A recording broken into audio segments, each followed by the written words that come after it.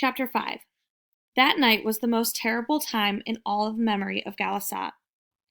When the fateful day had dawned, the tribe numbered 42 men, counting those who were too old to fight. When night came and the women had carried back to the village those who had died on the beach of Coral Cove, there remained only 15. Of these, 7 were old men. There was no woman who had not lost a father or a husband, a brother, or a son. The storm lasted 2 days, and on the 3rd day we buried our dead on the south headland. The Aleuts who had fallen from the beach, we burned. For many days after that, the village was quiet. People went out only to gather food and came back to eat in silence. Some wished to leave and go in their canoes to the island called Santa Catalina, which lies far off to the east, but others said that there was little water on that island.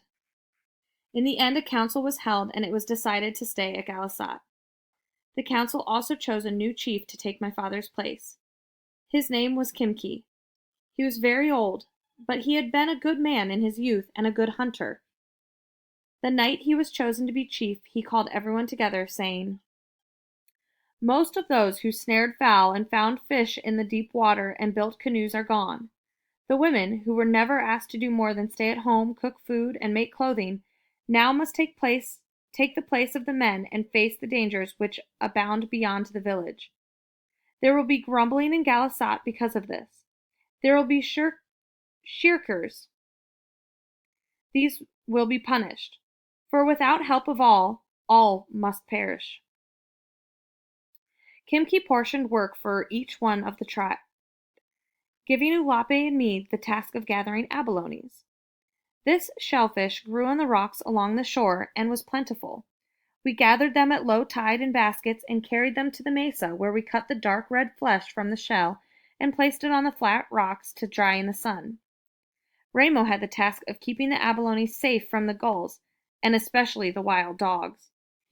Dozens of our animals, which had left the village when their owners had died, joined the wild pack that roamed around the island. They soon grew as fierce as the wild ones and only came back to the village to steal food. Each day toward evening, Ulape and I helped Ramo put the abalones in baskets and carry them to the village for safekeeping. During this time, other women were gathering the scarlet apples that grow on the cactus bushes and are called tunas. Fish were caught and many birds were netted. So hard did the women work that we really fared better than before when the hunting was done by the men. Life in the village should have been peaceful, but it was not. The men said that the women had taken the tasks that rightfully were theirs, and now they had become hunters. The men looked down upon them. There was much trouble over this until Kimki decreed that the work would again be divided. Henceforth, the men would hunt and the women would harvest. Since there were already ample food to last through the winter, it no longer mattered who hunted. But this was not the real reason why autumn and winter were unpeaceful in Galasat. For those who died at Coral Cove were still among us. Everywhere we went on the island or on the sea, whether we were fishing or eating or sitting by the fires at night, they were with us. We all remembered someone, and I remembered my father, so tall and strong and kind. A few years ago my mother had died, and since then Ulape and I had tried to do the tasks she had done. Ulape even more than I, being older. Now that my father was gone, it was not easy to look after Ramo, who was always into some mischief. It was the same as the other houses in Galasat, but more than the burdens which had fallen upon us, it was the memory of those who had gone that burdened our hearts. After food had been stored in autumn and the baskets were full in every house, there was more time to think about them. So that sort of sickness came over the village, and people sat and did not speak, nor ever laughed. In the spring, Kimki called the tribe together. He had been thinking, he said, during the winter, and he had decided that he would take a canoe and go to the east to a country which was there, and which he had once been to when he was a boy.